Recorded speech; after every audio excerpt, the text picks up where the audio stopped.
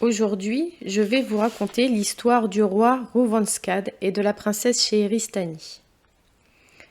Un jeune roi de la Chine, appelé Rouvanskad, étant un jour à la chasse, rencontra une biche blanche à taches bleues et noires qui avait des anneaux d'or aux pieds et sur le dos une housse de satin jaune relevée d'une broderie d'argent.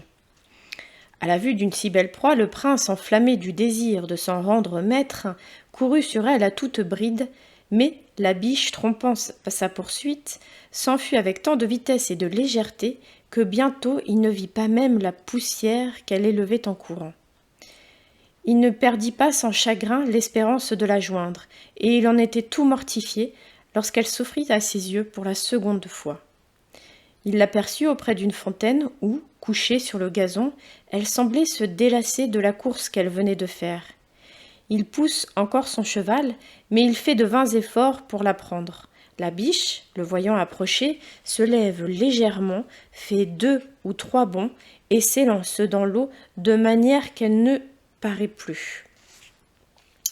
Le roi de la Chine mit promptement pied à terre. Il court, il s'agite, tourne sans cesse autour de la fontaine. Il remue l'eau, il y cherche sa proie.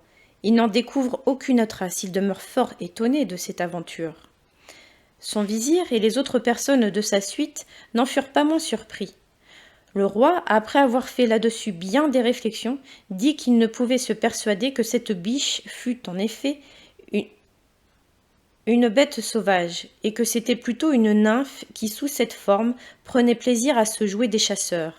Les courtisans furent tous de ce sentiment. Cependant, Rouvanskad regardait sans cesse la fontaine, et soupirait de temps en temps sans savoir pourquoi. « Il faut, dit-il à son vizir, que je passe ici la nuit. Je veux, par curiosité, observer cette nymphe.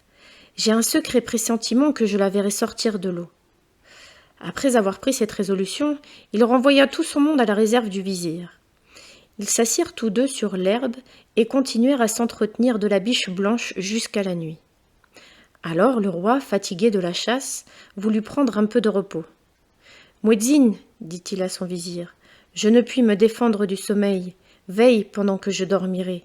Que tes yeux soient toujours attachés sur la fontaine, et si tu vois paraître quelque chose, ne manque pas de me réveiller. » Muezzin, bien accablé de lassitude, veilla quelque temps pour plaire au roi, mais enfin, se sentant assoupi malgré son zèle, il s'endormit. Leur sommeil dura peu. Ils se réveillèrent en sursaut l'un et l'autre au bruit d'une symphonie charmante qui se fit entendre auprès d'eux. Et pour comble d'étonnement, ils aperçurent un magnifique palais fort éclairé et que la main des hommes ne pouvait avoir élevé. « Muezzin, dit le roi tout bas, qu'est-ce que ceci? Quel concert frappe nos oreilles? Quel palais s'offre à nos yeux? Seigneur, répondit vizir, tout ceci sans doute n'est point naturel, c'est un enchantement. Plus au ciel que nous eussions abandonné cette fontaine, ce palais est peut-être un piège que quelque magicien tend à votre majesté. Quoi que ce puisse être, reprit le prince, ne pense pas que la crainte m'arrête. Marchons vers ce palais, ajouta-t-il en se levant. Voyons quelle sorte de gens l'habitent. Et cesse de vouloir me faire envisager des malheurs. Plus tu me représenteras de périls, et plus tu me donneras envie de m'y exposer. Le vizir, voyant son maître déterminé à tenter l'aventure, n'osa plus s'opposer à son dessein. Ils marchent tous deux vers le palais. Ils arrivent à la porte. Ils la trouvent ouverte.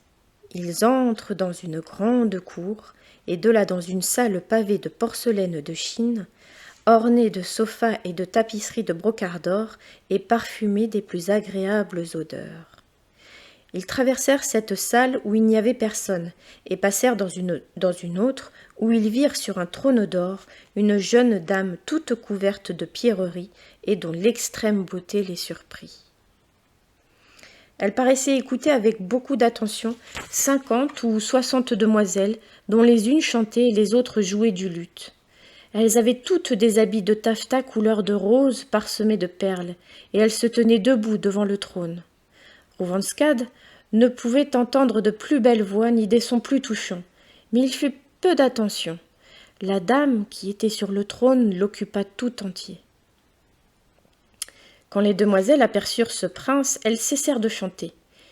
Il fit une profonde révérence et s'étant avancé au milieu de la salle, il adressa ce discours à la dame dont il se sentait déjà charmé. Ô ravissante reine des cœurs, qui venez d'asservir par vos premiers regards le souverain maître de la Chine, apprenez-moi de grâce le nom de cette merveilleuse nymphe dont la vue produit des effets si puissants. La dame sourit à ces paroles et répondit. Je suis une biche qui sait enchaîner les lions. Je suis cette proie que vous avez poursuivie aujourd'hui et qui s'est jetée dans la fontaine. Mais, madame, reprit le prince, que dois-je penser de ces métamorphoses? Mon amour en est alarmé. Que sais-je si dans ce moment vous ne ferez point à mes yeux de trompeuses apparences? Non, répondit la dame, je vous parais telle que je suis naturellement. Il est vrai que je change de forme quand il me plaît. Je me rends à mon gré visible et invisible aux hommes, mais tout cela se fait sans enchantement, et le pouvoir de me transformer en ce que je veux est un avantage que j'ai reçu du ciel en naissant.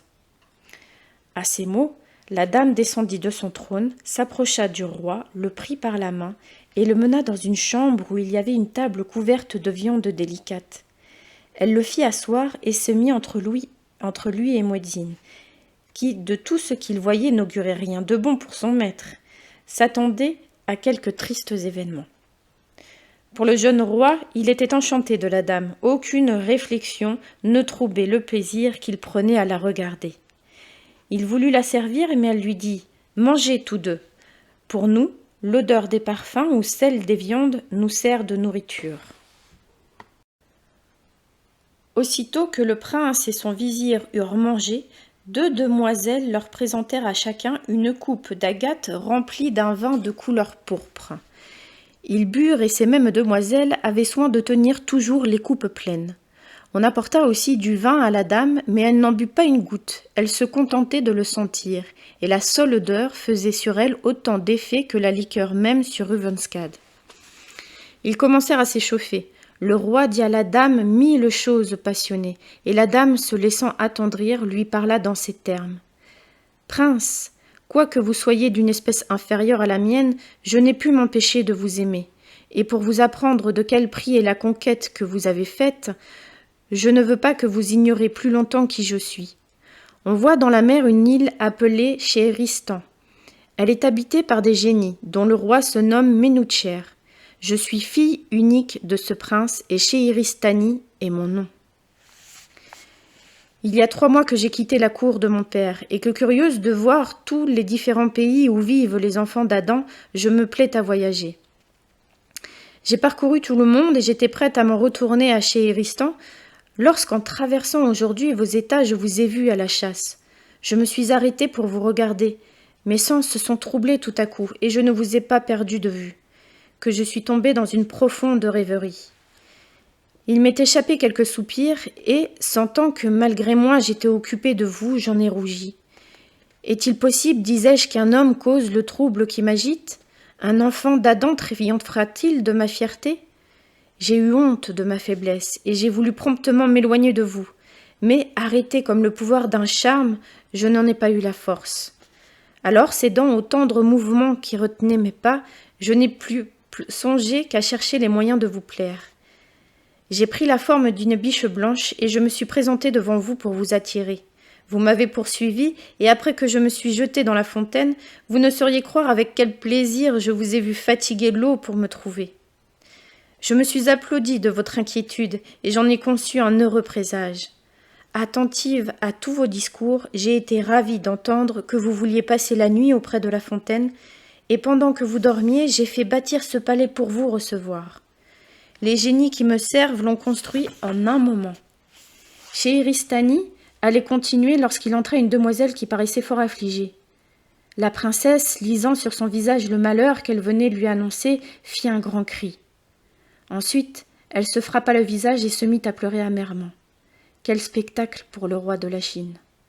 Vivement touché de la douleur qu'elle faisait paraître, il était fort en peine d'en savoir la cause. Il allait la demander quand la demoiselle qui venait d'arriver s'avança et dit à la princesse « Ô reine, vous savez que les génies, quoiqu'ils vivent plus longtemps que les autres hommes, ne laissent pas d'être comme eux sujets à la mort.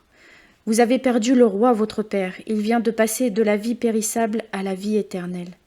Tous les peuples vous demandent et ils vous attendent pour vous couronner. Venez donc recevoir l'hommage de vos nouveaux sujets et répondre à l'impatience qu'ils ont de vous rendre tous les honneurs qui vous sont dus. Le grand vizir mon père m'a chargé de hâter votre retour. Mais Imona, lui répondit la princesse, c'est assez. Je reconnaîtrai le zèle de votre père et celui que vous me marquez. Je vais partir avec vous tout à l'heure. Adieu, prince, ajouta-t-elle en se tournant vers Roosvanskad, et lui tendant une de ses belles mains qu'il baisa avec transport. Il faut que je vous quitte. Mais soyez assurés que nous nous reverrons quelque jour. Et si je vous retrouve amoureux et fidèle, je n'aurai point d'autre époux que vous. Elle disparut en achevant ces mots. Aussitôt une épaisse nuit succédant à la clarté des bougies dont le palais était illuminé, laissa le roi de la Chine et son vizir dans une obscurité à ne pouvoir rien discerner, et ils demeurèrent dans cet état jusqu'au jour qui leur causa une nouvelle surprise. Car, au lieu d'être dans un palais comme ils se l'imaginaient, ils se trouvèrent au milieu de la campagne sans apercevoir la moindre maison. « Muezzin, dit alors le prince, faut-il prendre pour un songe tout ce qui vient de nous arriver ? Non, seigneur, répondit le vizir, je crois plutôt que c'est un enchantement. La dame que nous avons vue est quelque effroyable magicienne qui, pour vous inspirer de l'amour, aura pris la forme d'une charmante nymphe. Et toutes ces belles demoiselles qui chantaient et jouaient si bien du luth sont autant de démons dévoués à ses charmes. Quelque vraisemblance qu'il y eût dans ce que disait Muezzin, le roi était trop amoureux pour le croire. Et ne voulant pas perdre l'opinion avantageuse qu'il avait conçue de sa dame, il s'en retourna dans son palais, résolu d'en conserver toujours un vif et tendre souvenir. En effet, loin de l'oublier, bien qu'il n'en reçût aucune nouvelle et que le vizir ne cessât de combattre sa passion, il tomba dans une profonde mélancolie. Il abandonna tous les plaisirs, il n'en pouvait goûter aucun que celui de la chasse. Encore n'allait-il chasser qu'au lieu où sa biche blanche lui était apparue, et où il se flattait quelquefois de la revoir. Cependant, il y avait près d'une année qu'il aimait, sans qu'il eût sujet de se flatter qu'il n'aimait pas un objet chimérique. Il commençait à craindre que tout ce qu'il avait vu ne fût un enchantement.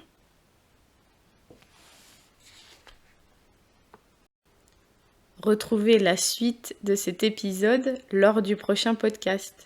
Prenez soin de vous.